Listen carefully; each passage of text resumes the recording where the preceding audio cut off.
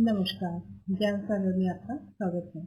आज हम कक्षा 10 की हिंदी किताब स्पर्श भाग 2 से प्रेमचंद की कहानी बड़े भाई साहब को पढ़ेंगे।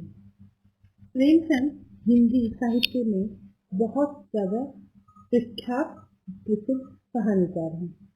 उन्होंने जो लेखन कार्य किया है वो उर्दू में भी किया है और हिंदी में भी किया है।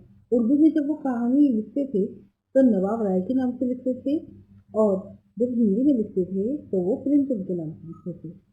चलिए कहानी शुरू करते हैं। ये दो भाइयों की कहानी है जो एक ही स्कूल में पढ़ते हैं, हॉस्टल में रहते हैं। वो बड़ा भाई छोटे भाई से 5 साल बड़ा है।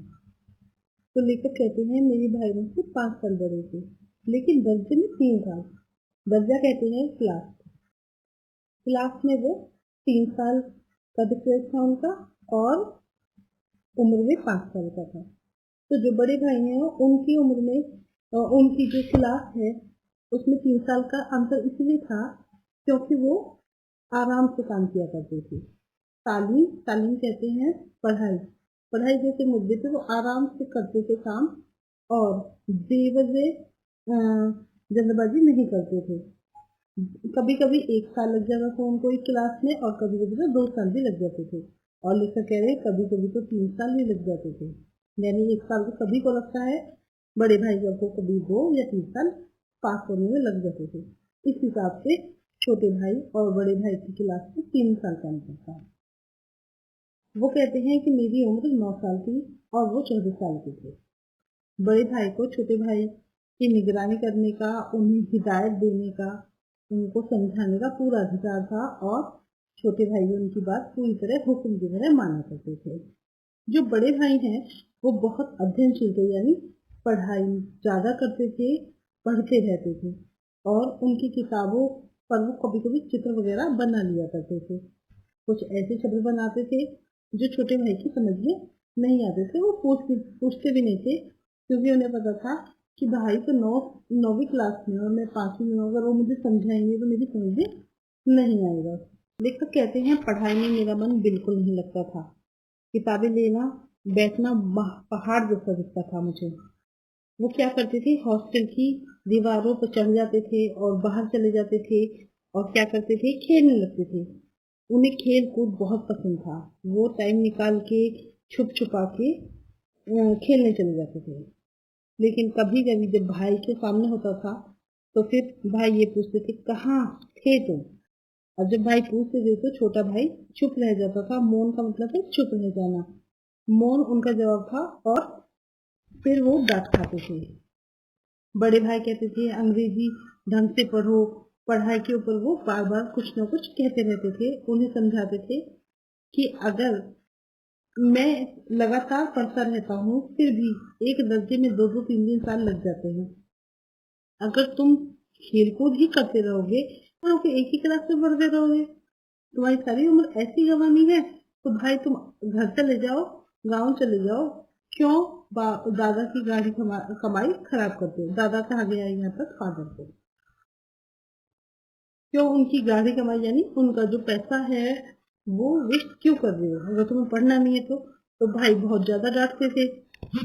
पर लेखक उनकी जो डांट है उसे ऑब्जर्व करते थे, चुप रहते थे, बल्कि रोने लगते थे कि मानते थे कि मेरी गलती है, मैं पढ़ाई नहीं करता हूँ और मैं अपने बड़े भाई को परेशान कर रहा हूँ। इस तरह से फिर वो जब भाषण सुनते थे, अपने भाई की बातें सुनते थे तो समझ जाते थे कि पढ़ाई करनी है और फिर क्या करते थे, टाइम टेबल बनाते थे। टाइम टेबल बनाते थे और उसमें खेल कूद करने का कोई टाइम नहीं डालते थे, सिर्फ पढ़ाई करने का टाइम डालते थे और घर के अपने अन्य काम करने का। अब वो कहते हैं कि पढ़ाई कर लेना, टाइम टेबल बना लेना तो एक बात है और उसे अमल करना दूसरी बात है। मैं टाइम टेबल बना लेता था लेकिन अमल नहीं कर पाता था। वो दूसरे दिन से ही उसकी अवहेलना कहते हैं अवॉइड करना, अवहेलना करना शुरू कर देते किसकी, टाइम टेबल की।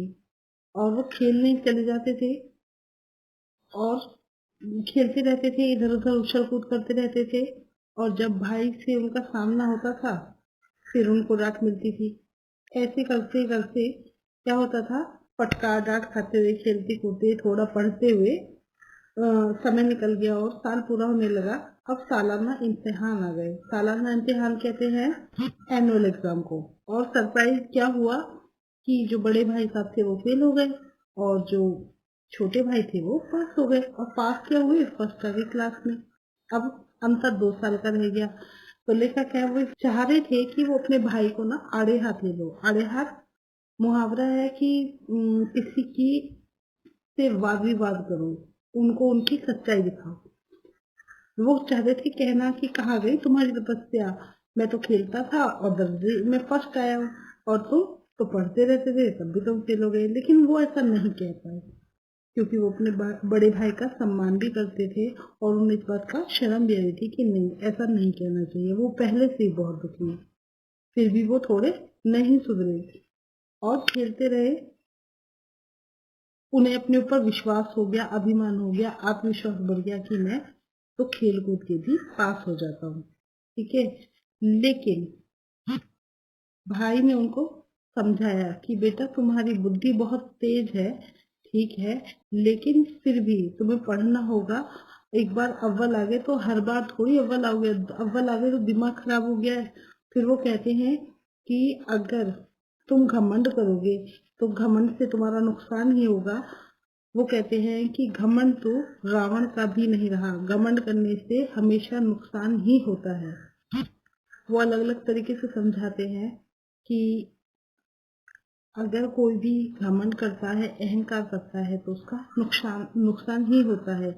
शैतान का हल समझाते हैं। और भी अन्य उदाहरण वो दिया करते हैं कि जिन्होंने घमंड किया है वो हमेशा उनका बुरा ही हुआ है। तो मेरे फेल होने पे मत जाओ, मेरे दर्जे में आओगे तो तुम्हें भी पसीना आ जाएगा। तो वो कहते हैं कि मेरी जो क्लास है वहाँ बहुत ज्यादा मेहनत करनी होती है। अभी तुम छोटे हो, अभी पास भी हो रहे हो, कोई बात नहीं। और फिर वो कहते हैं कि ज्योमेट्री है वो बहुत ज्यादा हार्ड है। और वो तरह तरीके से उनको उदाहरण देते हैं कि घमंड ना करो और पढ़ाई में लगे रहो।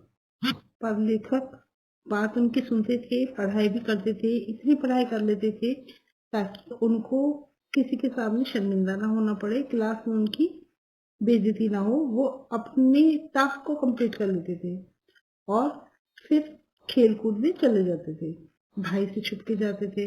ऐसे ही वक्त चलता चला गया और फिर क्या हुआ, सालाना इम्तिहान आ गए, एनुअल एग्जाम फिर से आ गए। और ऐसा संयोग हुआ, संयोग का अर्थ है को इंसिडेंट, कि मैं फिर पास हो गया और भाई साहब फिर फेल हो गए। अब पास तो हुआ लेकिन अव्वल भी आ गया। अब मुझे आश्चर्य हुआ, खुद पे आश्चर्य हुआ। और वो कहते हैं कि भाई ने तो बहुत मेहनत की थी, उनकी तो पूरे दिनचर्या में पढ़ाई पढ़ाई पढ़ाई ही होती थी, लेकिन भाई तो फेल हो गए। अब वो सोचते हैं कि काश मैं भी फेल हो जाता तो कम से कम इतना तो नहीं होता जितना अब हो रहा है। फिर लेखक कहते हैं कि अब दर्जा सिर्फ एक का अंतर रह गया था, हम दोनों के क्लास में सिर्फ एक का अंतर रह गया था। जो भाई थे वो भी थोड़ा शांत हो गए थे, नरम पड़ गए थे, डांटने का अवसर पाकर भी वे धीरज से काम लेते थे, कम डांटते थे, कहते नहीं थे। इससे क्या हुआ, लेखक की स्वच्छंदता बढ़ गई, यानी उनकी फ्रीडम जो फील थी वो बढ़ गई। अब वो मैं पढ़ूं या ना पढ़ूं, मेरी तो तकदीर बलवाना है, ऐसे सोचने लगे कि मैं तो पास हो ही जाऊंगा, तो मुझे टेंशन लेने की कोई जरूरत नहीं है। ऐसे ही वो क्या करते हैं, पतंग उड़ाते हुए पतंग उड़ाना शुरू कर देते हैं। ये शौक बना लिया उन्होंने। वो नजर बचा के कनकुए उड़ाते हैं। कनकुए कहते हैं पतंग को, ठीक है, काइट को कहते हैं कनकुए। कनकुए उड़ाना शुरू कर देते हैं, अपने दोस्तों में खेलते रहते हैं। एक दिन शाम का टाइम था, हॉस्टल से दूर वो एक पतंग लौटने के लिए जा रहे थे, दौड़ते हुए जा रहे थे। तभी क्या हुआ, भाई आ गए सामने से और भाई ने उनकी खूब खबर ली। ठीक है, फिर क्योंकि भाई आ रहे थे बाजार से, मिल गए। अब उन्होंने खूब डांटा उन्हें कि इनके साथ खेलते रहते हो, तुम्हें शर्म नहीं आती है, और तुम इतनी बड़ी क्लास में आ गए हो, 8वीं क्लास में आ गए हो। 8वीं क्लास में तो लोग तहसीलदार बन जाया करते हैं, संपादक बन जाया करते हैं, विद्वान हो जाते हैं, और वो निश्चित तौर पे समझाते हैं लेखक को कि तुम कितने भी बड़े हो जाओ, लेकिन जो मैं तुमसे 5 साल बड़ा हूं ना, मैं तुमसे 5 साल बड़ा हूँ, वो तुम किसी भी जमात में आ जाओ, तुम कभी भी मुझसे ये 5 साल नहीं आओगे। मैं हमेशा तुमसे 5 साल बड़ा रहूंगा, हमेशा के लिए। ठीक है, मेरा तजुर्बा ज्यादा है। और वो उदाहरण भी देते हैं कि अगर मैं बीमार हो जाऊं तो तुम्हारे तो हाथ पैर फूल जाएंगे, लेकिन अगर हमारे पापा यहाँ होंगे तो वो खुद बीमारी की जड़ तक पहुंचेंगी, क्या प्रॉब्लम है उससे सोल्यूशन लेंगे और जरूरत पड़ेगी तब वो डॉक्टर को बुलाएंगे। ये होता है तजुर्बा। ठीक है। और वो कहते हैं कि एक हमारे हेड मास्टर है, वो एमए है, लेकिन घर संभालने के लिए वो अपनी मदर से कहते हैं, अपनी माँ से कहते हैं, क्योंकि घर संभालना उनके बस की बात नहीं है। जो बड़ा है, जिसका तजुर्बा ज्यादा है, वो बड़ा ही रहेगा। ठीक है, तो ये घमंड करने से और अपने ऊपर ज्यादा आत्मविश्वास करने से तुम्हारा नुकसान होगा। जो छोटे भाई हैं वो इस बात को महसूस करते हैं कि हाँ, मुझसे गलती हुई है। छोटे भाई को अपनी गलती का एहसास होता है कि मैं कुछ ज्यादा स्वतंत्र फील कर रहा था, ज्यादा ही अपने आप को फ्री कर लिया था मैंने, अपने भाई की रेस्पेक्ट करनी छोड़ दी थी। अब क्या होता है कि बड़े भाई भी जो होते हैं ना, वो भी भावुक हो जाते हैं। बड़े भाई भावुक हो जाते हैं और कहते हैं कि मेरा भी तो मन करता है कि मैं ये कनकुए उड़ाऊं, मैं भी पतंग उड़ाऊं, और मन करता है जी मिचलाता है, लेकिन मैं अपने कर्तव्य के से बंधा हूँ, क्योंकि मुझ पे तुम्हारी जिम्मेदारी है। उन्होंने एक बड़े भाई ने छोटे भाई को गले लगा लिया। इस संयोग से एक कनकौआ हमारे ऊपर से गुजरा, एक पतंग कट के आई और बच्चे उसके पीछे पीछे दौड़ रहे थे। तो जो बड़े भाई थे वो तो थोड़े बड़े थे ही, थोड़े लंबे थे। उन्होंने क्या किया, उछल के उसकी डोर पकड़ ली और वो हॉस्टल भागने लगे। लेखक भी खुशी खुशी उनके पीछे भागने लगे और दोनों भाई खुशी खुशी रहने लगे। आशा है आपको प्रेमचंद जी की ये कहानी समझ आई होगी। अगले भाग में हम इसके क्वेश्चन आंसर करा देंगे। आज के लिए इतना ही। बने रहिए ज्ञान सागर में। धन्यवाद।